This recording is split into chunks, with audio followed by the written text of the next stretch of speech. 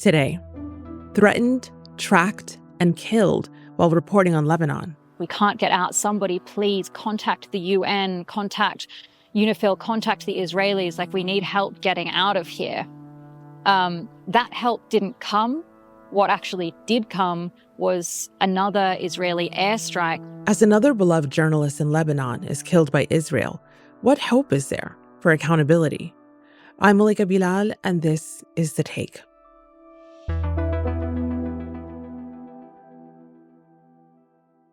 Hey everyone, before we go on with today's show, remember to leave us a comment telling us what you think about this episode and what stories you want us to do next.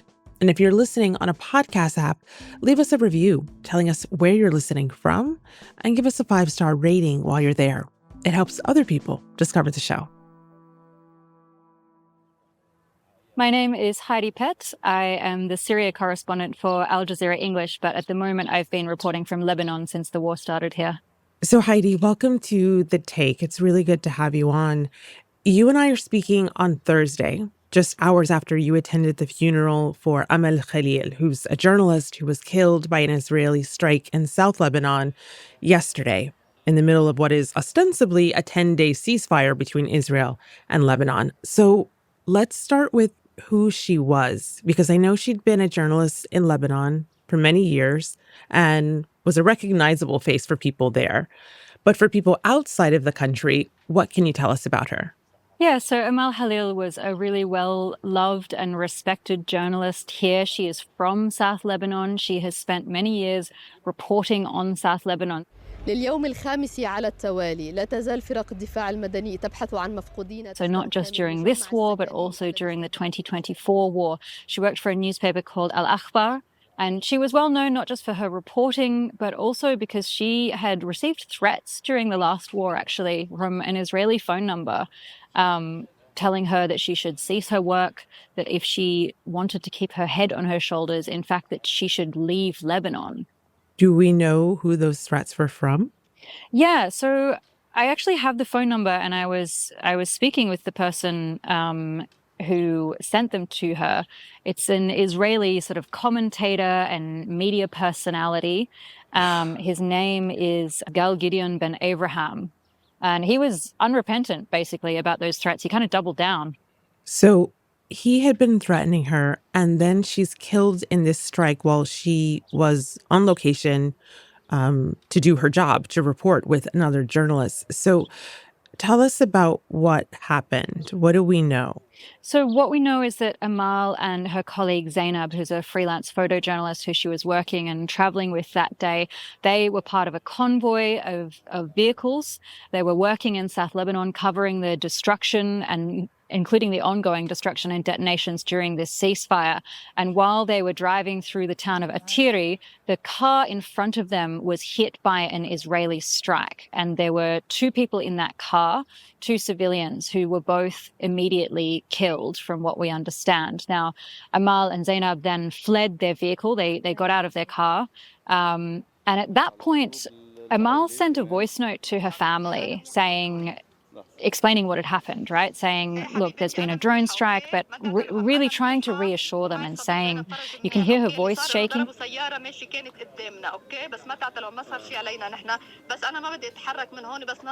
you can also hear her trying to reassure her loved ones and saying, like, I'm okay, I'm okay.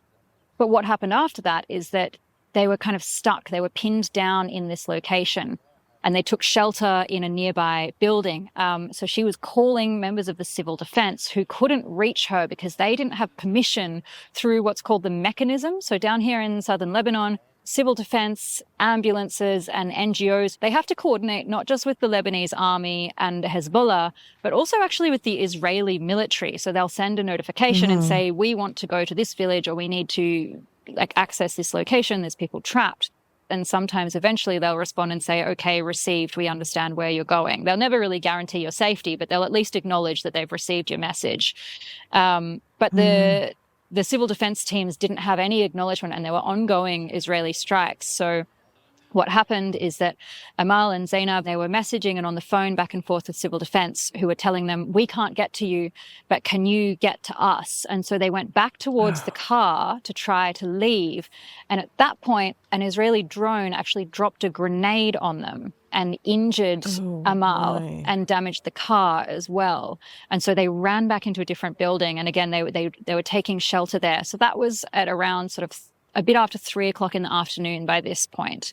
And again, at that point, we've got messages back and forth between Amal and her family and civil defense. And also she was contacting her editors at the newspaper, desperately saying, I'm stuck here. There's Israeli strikes. We can't get out. Somebody please contact the UN, contact UNIFIL, contact the Israelis. Like, we need help getting out of here. That help didn't come. What actually did come was another Israeli airstrike, which targeted the house where Amal and Zainab were hiding. Now, they had actually split up at this point. They were hiding in separate parts of the house, maybe knowing or expecting that something like this might happen, and so hoping that one of them would survive. And that's exactly what happened. As far as we know right now, what do we know about the status and condition of Amal's colleague, Zainab Faraj? Yeah, so the Red Cross teams were eventually able to get to them, and they were able to pull Zainab out from the rubble. She was really seriously injured at that point, and they were also able to extricate the two civilians. They were able to recover their bodies from the vehicle that was the subject of the initial strike, but they couldn't find Amal. She was missing. And what happened then is that the ambulance actually came under fire. So the Israelis targeted it with a stun grenade and they fired directly on it. And so they had to flee the scene in a hurry, right? They couldn't find Amal. They were coming under fire. There was no guarantee that another airstrike wasn't coming. So they got out of there. They took Zainab to hospital where she underwent emergency surgery. We understand she's stable, but she's still in a really bad way. But all this time, Amal was still missing. They didn't know if she was alive under the rubble. They didn't know if she was dead, if she was injured, and they needed to get back to her. And it took hours, again, for them to get the permission that they needed to go back to the site and actually start looking for her. And when they finally found her, that was a process that took hours of digging through rubble. Exactly. So they needed to go back with heavy equipment. They went back in with an excavator, actually, because Amal, unfortunately, the part of the building that she was hiding in took the brunt of that airstrike. And so it was completely collapsed on top of her. So they had to dig her out. They didn't find her until after 11 p.m. when they were eventually able to recover her body. Well, Heidi, these details are shocking and tragic. And I know that you learned of many of them because you spoke to the family members who were getting these updates as they came in, because she was sending voice notes, as you mentioned, to her family. You were at the funeral and you spoke to her brother. What was that conversation like? I mean, it was heartbreaking, right? Because this is a man whose sister had just died. She didn't have to die. Those two journalists didn't die in the initial strike, right? The one that hit the vehicle in front of them, they survived that. They took cover. They were hiding.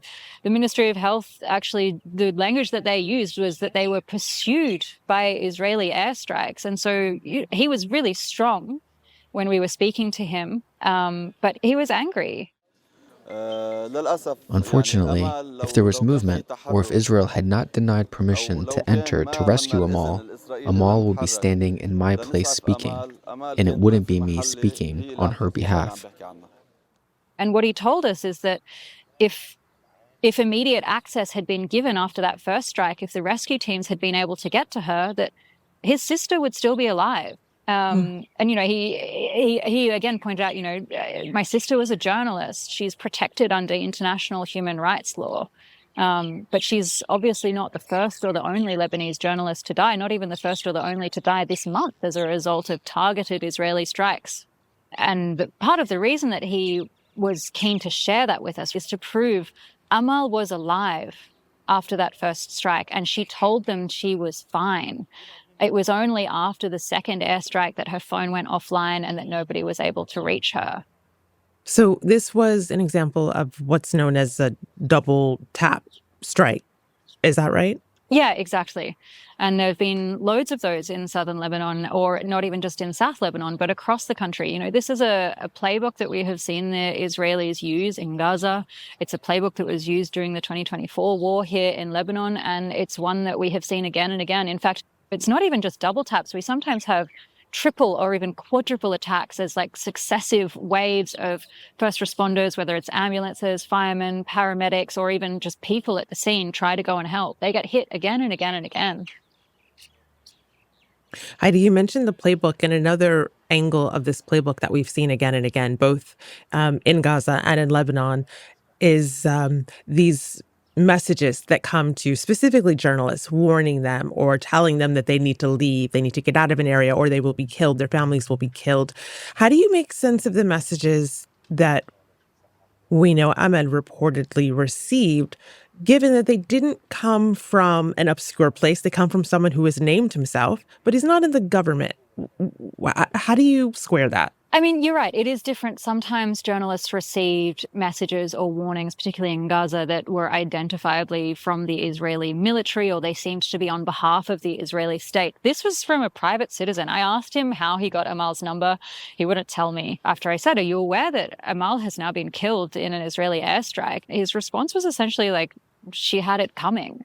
Because the attitude that he has, and that I think it's also the attitude that the Israeli military has, right, is that these journalists are aligned with Hezbollah or with Hamas. They say these kind of things with no evidence. In fact, in the last targeted strike against journalists, it was journalists from Al-Mana and Al-Mayadeen. Now, Mana and Mayadeen, yes, they are affiliated with Hezbollah, but that doesn't mean that their journalists are not civilians. It doesn't mean that they're not protected by international human rights law. They are not soldiers. They are not fighters. They're not militants. They're civilian journalists doing their jobs. But after they targeted and killed those 3 journalists, the Israeli military put out a photo, which they later had to admit was photoshopped, saying that one of them, Ali, was a member of Hezbollah's elite Radwan forces. So there's this attempt to smear journalists who are merely doing their jobs on the front lines, covering what's happening in their country, and try to associate them with armed groups when they are civilians doing their job. How has the Israeli government responded to this specific killing and the injuring of another journalist in this strike? Yeah, so we had statements from the Israeli military in the aftermath of these attacks, and they described the first attack as, as targeting what they described as terrorists. And then after it became clear that Amal had been killed and that Zainab had been injured in this second strike, they said that they don't target journalists. Which, when you look at the numbers of journalists who have been killed in Gaza, when you look at the pattern of attacks here in Lebanon and the number of journalists who've been killed here as well, it just doesn't really make sense. And there's been really widespread condemnation here in Lebanon as well, right? Like we had the president who came out today and described this as deliberate, consistent targeting of journalists, and he said that that was a deliberate attempt by Israel to conceal the truth of their aggression here in Lebanon. And what of the responsibility of allowing the paramedics and the ambulances to be able to get to the injured? Has the Israeli military said anything about that? Yeah, so again, they denied that they prevented rescue teams from reaching the location, but the wording was quite careful, right? It was sort of 4 hours after that airstrike, and it was actually after the rescue teams had finally been able to reach the location that the Israeli military put out a statement in the present tense saying, we're not preventing rescue teams from getting to the location. They didn't say anything about the fact that they had been for the previous 4 or so hours. So you mentioned the Lebanese government's response. Is there any actual recourse here? So, the Lebanese government has said that they will be attempting to get recourse through the mechanisms of international law. After previous attacks on journalists and medics, they've said that they would be making complaints to the UN. It's difficult, right? Because Israel is not a member of the International Criminal Court. And so in the way that you might normally take a country or a military leader to court for war crimes or crimes against humanity, there isn't necessarily a mechanism to do that. And so that means that there has been very little accountability that this has continued to happen basically with impunity. The only accountability that might come is sort of international condemnation, and then whatever acts individual countries might take in response to that, whether it's stopping weapons shipments and things like that. But in terms of actual concrete mechanisms that journalists here in Lebanon could use, or indeed that the Lebanese government could use, yes, they can complain to the UN, but there aren't really that many formal mechanisms. You know, Heidi, I hear the very idyllic, peaceful sounds of birds tweeting in the background of your shot. There's water lapping on the shore, and it seems like a moment of calm. And yet we know it's not because of what we're talking about. So in the backdrop to this, there is a meeting expected to take place today, Thursday, in Washington, D.C., between Lebanon and Israel, where it's been reported that they're going to ask for an extension to the ceasefire. What impact could this cessation of calm in the middle of what's supposed to be a ceasefire affect negotiations? Will it? I mean, it's difficult to say, right? Because we're talking about a ceasefire, and yeah, it feels and sounds calm here at the moment. But actually, all day we have been hearing the sound of explosions, which is Israel demolishing homes. The reason I sat here actually is because you can sometimes see it in the background. You see plumes of smoke along these hills behind me, and that is Israel. They've laid explosives in people's homes and in other buildings in the villages which they occupied on the hills behind me, and you hear the sound of those detonations. In fact, one of them, it was so large, they're quite far away. One of them was so large, it shook the windows, even at this distance. Wow. And we could hear that even all throughout Amal's funeral. She'd gone to southern Lebanon to document Israel's destruction and the continuing destruction even during the ceasefire, and she was killed while she was doing that. But, in terms of the ceasefire, it continues to be broken by Israel. And Hezbollah has now also actually started firing back. So they've said in direct response to this, they've been launching drone strikes and artillery and rocket fire at some of the Israeli troops. So yes, it's a ceasefire, but it's a very uneasy, it feels very fragile, this ceasefire. And so yeah, we've got these talks that will be happening in Washington. So they're at the ambassadorial level. So it's Lebanon's ambassador to the US, Israel's ambassador to the US, and then a couple of US officials, including Mike Huckabee, who will be present. They're not negotiations at this point. That's the meetings that are happening at this point is basically to set up negotiations down the line. And so what might come out of this is dates for future meetings. And, the hope on one side of Lebanese politics, at least, is that these meetings and the fact that the US is ostensibly wants them to succeed might apply some pressure on Israel to at least tone things down a bit. So in the last week, yes, there's been continued Israeli military activity in South Lebanon, but there haven't been strikes on the capital or its suburbs. So it's a decrease in hostilities, it's a decrease in violence, but it's not a real ceasefire yet. And the hope for many here is that if these meetings lead to actual negotiations, that would then lead to a real ceasefire and eventually an Israeli withdrawal. But it's not guaranteed that that's going to happen. Oh. Well, finally, Heidi, we know these details, harrowing details of what these attacks are like because of the work of journalists like you. So thank you for your reporting. And we also know that disproportionately, the people facing the brunt of what it's like to bring us this information are Lebanese journalists who are on those front lines. And so I want to end this conversation back on Amal Khalil and her legacy, sharing with the world what she was trying to share with the world through her news and through her journalism. How was she remembered at her funeral? So Amal, she was well loved. She's one of 4 sisters, 4 brothers. She comes from a big family who all loved her really dearly. And she's also beloved. Whoa. That was a big one. Was that wind or a blast? No, that was a blast. And actually, that was enormous. I can see a really large trail of smoke on the hills behind me here. So that looks like a detonation. But so much for a ceasefire. Well, exactly. But she was really beloved by her colleagues who who knew her, journalists working here in South Lebanon, they work together, they share rides, they help each other out. It's a real sense of solidarity down here, and they're united in their purpose, right? Which is to show what's happening to their country, to document what Israel is doing here. And it was a moment of sadness, but also real solidarity and this sense of purpose. And people were talking about carrying on the work that she worked so hard to do, that she lost her life doing, and that should never have happened. At her funeral, people, they were holding her press vest and her press helmet aloft over her coffin, as she was being laid to rest. And they called her the flower of the South, and she's known as a really dedicated and principled journalist, but also a really dedicated and principled person. I think there's a sort of seriousness, right, that it is sometimes forced upon local journalists when they become war reporters. People like me, we choose this life. We come to places to report on conflict, but when it happens in your own country, it is such a heavier burden. It's such a heavier responsibility, but it's one that, from talking to people who knew her, that she really carried with a lot of grace.